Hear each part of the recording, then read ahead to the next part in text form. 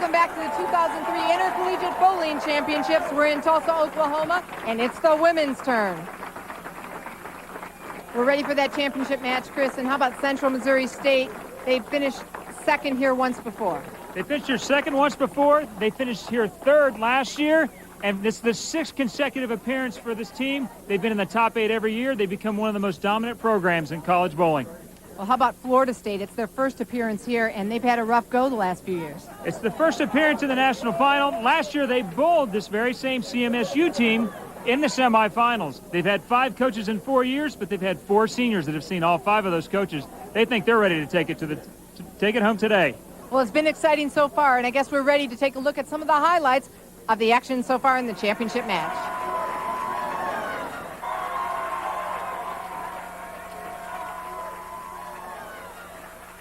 In the opening game, Central Missouri State is quick out of the gate with strikes by Becky Graffia in the first frame.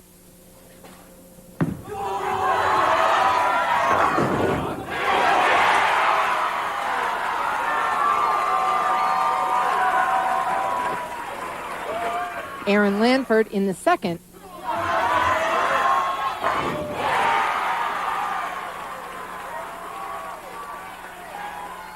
And Sarah Kelly in the fourth.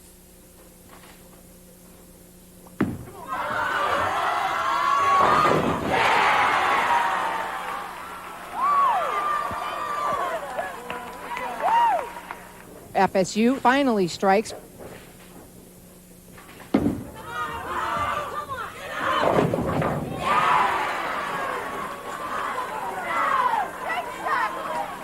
But after that quick start, CMSU goes on to win 199 to 183. Well, if CMSU started strong in game 1, Florida State showed them something in game 2. Marla McMackin to make her first shot here. What a good shot it was. Yes, it was.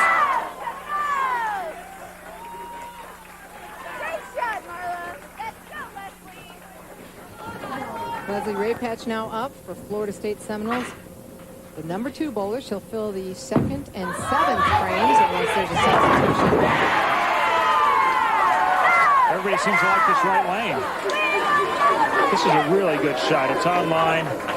Balance is perfect at the foul line. All 10 in the pit. Aaron Lanford now up for CMSU. She's had some trouble at different times during qualifying, which is a real key in this match because she's capable of throwing some very key strikes, and that's why they're undefeated so far through this tournament. Is there people all the way up and down have come through in key situations.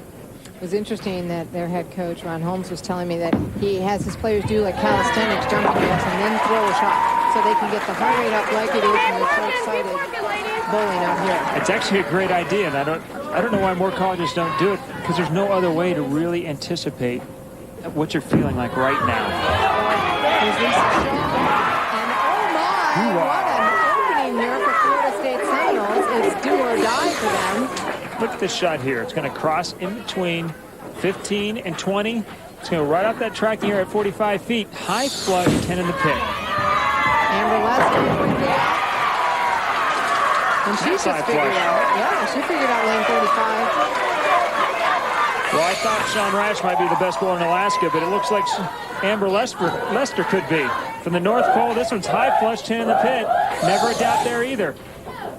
And look at their sporting that they call it scandalous pose. They pride themselves in matching and in matching strikes, apparently. There's 4 in a row high flush. Can't get any better than that. Down 1-0. They needed to come up with a big game. They've done everything they need to do so far. Sarah Kelly now up for Central Missouri. Going high. And again, Chris, you're right. I think the left lane looks to be a little bit tougher at the moment. Yeah, you've seen nothing but pin. Mostly shots going high, so I'm assuming that lane must hook a little bit more. 3-6-10 is tough spare on any condition. On this condition, it's probably not much better than just 7 out of 10.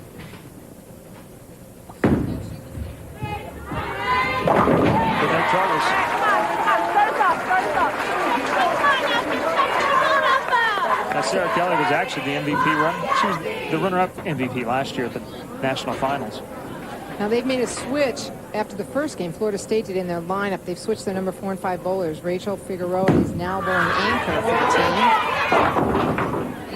And of course, ironically, 4 of them strike and she doesn't. Yeah, she threw the best 2 shots of the first match by anyone. Both of them were high flush and never looked like either one of them had any other intentions. But as you said, they switched lanes, and obviously this lane doesn't play quite the same for her. Tracy Driggs now anchoring the Central Missouri State team. Oh, unfortunate just to leave the 6-9-10, although unfortunately easily choppable.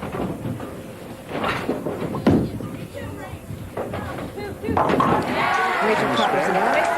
As tough as these lane conditions are, it would be awfully difficult for CMSU to get back in this match without Florida State helping them out just a little bit. Yeah, with 4 strikes in a row to open it up. They're up by 32 pins. CMSU is going to need a bunch of strikes in the second half of the game. Okay, Dad, get us going here. They certainly seem capable. This team just has a real good feel about them. They get along real well. They're from all parts of the United States. They got Alaska, Texas, New Jersey, Ohio, Oregon. And yet they seem like they get along better than any of the teams I've seen this week. With a strike. Well, what Marla does right there, she just takes the whole lane out of play. She's firm, she's got some tilt, she floats the ball through the first 15, 20 feet, and just stays on top of the oil and throws it high flush. You know, they're both obviously, they're starting to find lane 35 as well here, getting close.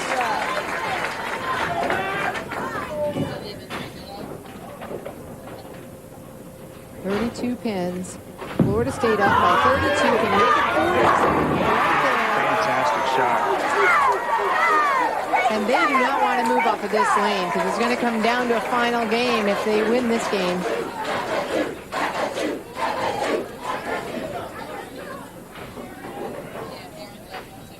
This is a key shot here. For CMSU to have any chance, Aaron's going to have to come up with a big shot right now.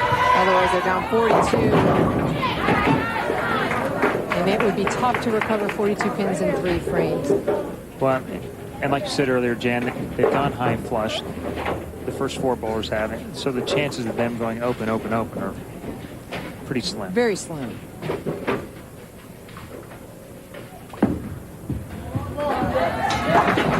Coverage is very nicely, great technique.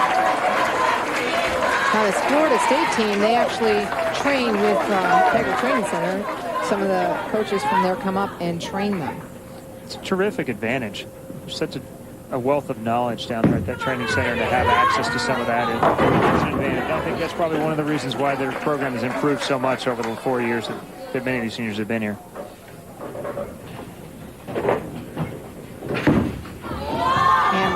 Just trying to get something going, but I think they're going to be very glad that CMSU is having 2 games on lane 36.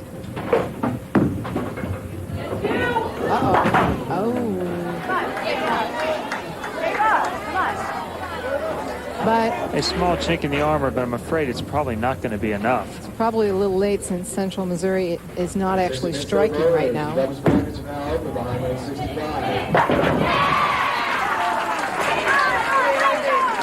Unbelievable. Great spare by Amber Lester right there. It's a terrific job of concentrating there with the PA address. Big announcement coming up. And that pretty much locks up game 2. Final score, 233 to 177. So we're going to go to a game 3. It's been a long road, and the crowd is gearing up for that final game. We're down to the final game for the women's championship match. FSU versus CMSU. Here's the starting lineup for Florida State. Marla McMacken, Leslie Raypatch, Lisa Shaw, Taryn Seibel, and Rachel Figueroa. For Central Missouri State, Becky Graffia, Erin Lanford, Amber Lester, Sarah Kelly, and Tracy Driggs. They're leaving their lineup the same as the previous game. But they switch lanes now, Chris, and they're back. Central Missouri State is back on lane 36. They like that a lot better. Let's see if Florida State can adjust to lane 35. And Marlon McMacken, she's a great leadoff player because she takes the front part of the lane out of play. She's got some tilt. She likes to push it through the front, and she'll keep it on line all the way up to the head pin. The downfall of that is any error is not helped out by the lane pattern. But on this sport pattern, there's not a lot of help anyway. She's taking a little time here, a lot of pressure. There's a lot riding on this match, this game. Been here a few times before, and there's no feeling like having your knees shake for a national title. And you'd love to get that Brooklyn to start it off, wouldn't you? Love to carry that. Nothing beats a good break to start off a match. She'll have to shoot her spare. Becky Graffia for Central Missouri will start it off.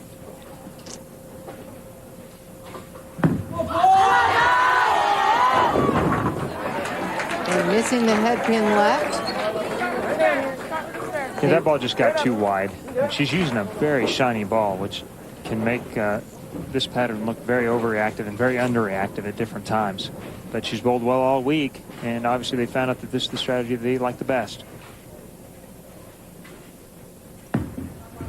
Marla took a big breath and covered that scrub and says, all right, okay, we're underway. Way to go. Fair. Becky Graffia will attempt to do the same for her team and start them off with a mark. Gets a break. Yeah, ideally you'd like to have the ball across the head pin and take care of all 3 pins, but that's a bonus there too in a different way. Leslie Raypatch for Florida State, the sophomore. She'll get really pumped up. She's the dangerous one on this team. She starts high-fiving everybody. She's the one who can injure them, and that's what they were talking about. Yeah, she's a flailer is what they call her. She's got them flying everywhere. Leaving a 2-4-5 coming up light. Erin Landford will be up now for Central Missouri State. And I think Erin's a key on this team. She's made some really big shots during the week when they needed her. Like right there. And there's one right there. Boy, you called that one. And here we go. This ball crosses 13. Just inside that last tracking arrow. Turns right off that spot. High flush. Oh, in trouble for Leslie Raypatch. Chopping the 2-4-5. Central Missouri State's Amber Lester is on the approach. From the North Pole. And that one looks like it hit the target all the way from there. She's come a long way to be in this championship. She's taking every opportunity. Lisa Shaw now up for Florida State. And disaster. Yeah, 2-4-8-10. It's possible to make it, but not frequently made. And it just looks like that left lane, that left lane hooks a little bit sooner. It picks up in the front, and then it gets down lane to that 45-foot mark. The ball's lost some energy, and it won't continue to make that corner. She needs those ladybugs to help her out right here, but not to be that team a little bit superstitious, talking about ladybugs. A little superstitious. A lot superstitious. The socks, the ladybugs, the pins, the hose. Sarah Kelly now up. Central Missouri, look at this. Oh, it was going. Brakes came on. Looked like they had a yard sale out there on the deck with all the pins that were laying around, but you said some 9s are a lot better than others. Sarah Kelly was actually the winner last year at the IBCs. Karen Seibel leaving a 10-pin. Good shot, didn't carry it. Florida State knows they have to get something going as they trail now by 36 pins. Trouble. Definitely trouble. So I really feel like that's all they really need to do was just make spares and put some pressure on Florida State with 2 early opens. And they give the break right back. Oh, no. Just off her hand a little bit early at the bottom of the swing. A lot of pressure coming in, and we're through 4 frames. Anchor bowler for each team will be coming up in the 5th frame. You know, CMSU, and my hat's off to Ron Holmes, who he has last year's Collegiate Bowler of the Year, and she's not even bowling. She's been the 6th person all the way through these matches, and to her credit, she's taken it in stride and cheered on her team the whole way. Going up high, leaving the 4-7. Right, and he talked about it and told us what went on with that, but she just didn't have a good look on the score condition, and he went with what worked. Rachel Figueroa going a little bit high there. She's had the best look on this left lane of anyone. And that one unfortunately got away from her a little bit. She got it inside her target. Well, Florida State will definitely have to regroup moving into the final 5 frames. It's one of those things, somebody has a little bit of a bad look for a while, you take them out for a little bit. Well, what happened when they started doing that? They started winning. They just kept on winning. Exactly. They are undefeated so far coming into this championship match. And he decided to dance with the girl that he came with. And, oh, no, and a tough break there. Boy, and this is just a big, big hole now for Florida State. Wow. 45 pins down for Florida State. CMSU with a commanding lead, 5 frames to bowl. And they want to just keep it clean. Absolutely, that was Florida State's plan coming in. That's all the coach wanted to do. He said, well, keep it clean. But that's a lot easier said than done in these sport bowling conditions. Marla McMacken now up. Her team works together very well. They like to match. They talked a lot about that, matching socks, matching hose. They always buy some kind of, they call them scandalous hose. Like the fishnets, the flamingos on the feet. They think it all brings them luck, and they're going to need it right now. And there it is. The Dick Weber wall shot right there. Headpin came off the wall and tomahawked the 5 neck high.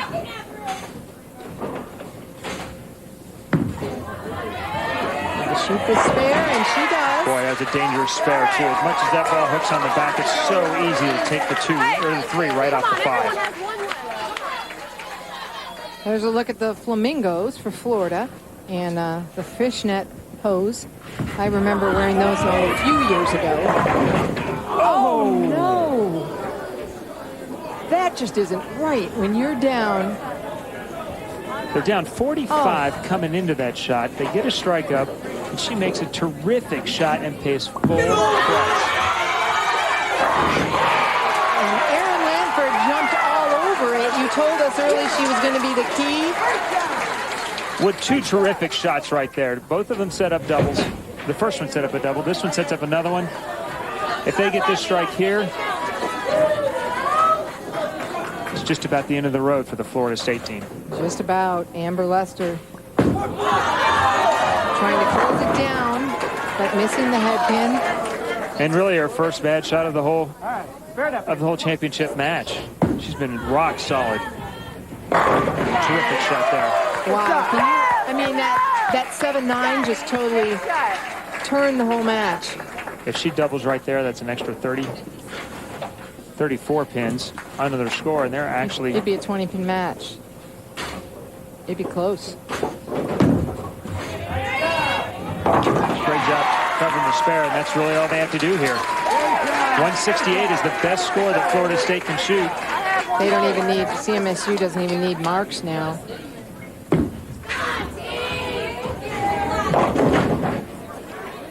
And everyone's had that same problem, that left lane, of just getting it off that spot and getting it to hook up. The left lane definitely a problem. The Wichita State men earlier solved that problem and shot a huge game from basically nowhere. And they're the only team to be able to win a game on that left lane.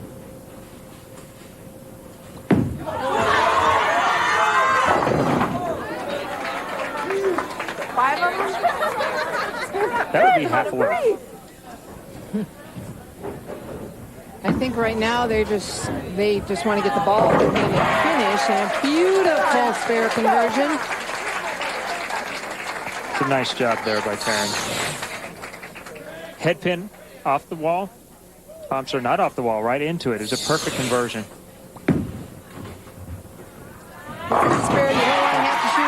if you don't need it. That's the time to shoot that spare. There's no easy time to make 5. No. Unfortunately, Florida State's about ready to take 5 here. Not much they can do. It's been a great effort for them. A fabulous job. Their highest finish of the year actually was in the sectionals where they finished second, and they made a terrific run this week. They lost early to Kansas, got swept, and then marched through their opponents. I think they never lost more than 1 game the rest of the way until the final match this morning against Kansas, where they won 4-3, and then were able to beat them again to bowl for the national title. I think that team, if they keep Jay Haskell constant coach for a little bit.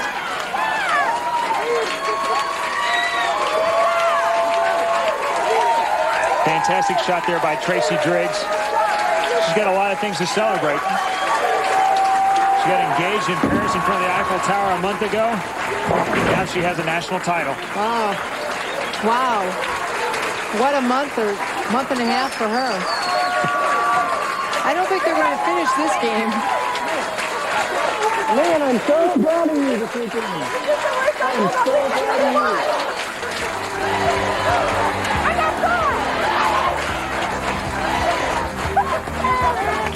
So Central Missouri State is the 2003 Women's National Champion. We'll be back to see the Helmer Cup awarded and talk with them. Stay with us. Final score of the championship game for the women: Central Missouri State 187 and Florida State 123. My partner Chris Barnes is standing down with the head coach of Central Missouri State, Ron Holmes, and 2 of their team members, Amber Gasverdi and Aaron Lanford. Amber, you know, you've been a Collegiate Bowler of the Year last year. You played well all year this year. Things got off to a little bit of a rocky start. You sat out for a while. Your team got on a huge roll, and you took on a different role this year. Does it take anything away from you to win a national title, even though you weren't throwing as many shots as you used to? No, this is still a really great experience, and I'm just really glad to be a part of it. This is a once-in-a-lifetime opportunity. I'm really glad that my team could come together and put it together, and I'm just really, really proud of them. They did a great job. It's fantastic.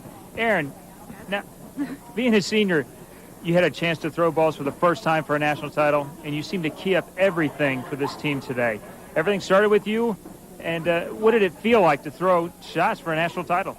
It's really great to have such a great team behind me, and I'm really glad that I was able to start things up and make great shots so that the team could follow them up. So we made great shots all year long, and this really proved that we're such a great team. We really worked together. You guys really did. And next, Coach Ron Holmes, I mean, you've been here the last 6 years, and you've performed great and been close. What was the difference this year for you? I think this year they were in a similar position to what they have been in the past, and this year they certainly seem to have a much better personality, more of a business-like personality going towards the championship, and couldn't be more proud of how they ended up coming together as a group, because we certainly didn't have one of the players that we normally have in that spot, but they all helped each other out, and here we are. It was a great effort, and here you have it from the 3 of the members of the 2003 National Championship team. Back to you, Jan. Thanks, Chris. And it was quite an event here in Tulsa, Oklahoma at River Lanes. The Intercollegiate Bowling Championships have been completed. Congratulations to the men's Wichita State Shockers, who took the national title for the 7th time in 29 years, and to the women's Central Missouri State Jennies, who won their first national championship. Continue to watch the PWBA on ESPN on Sundays at 1 p.m. Eastern, and watch for the PBA's return on October 12th. For Chris Barnes, I'm Jan Schmidt. We hope you enjoyed the show. So long from Tulsa, Oklahoma. This has been a presentation of ESPN, the worldwide leader in sports. For more, log on to ESPN.com.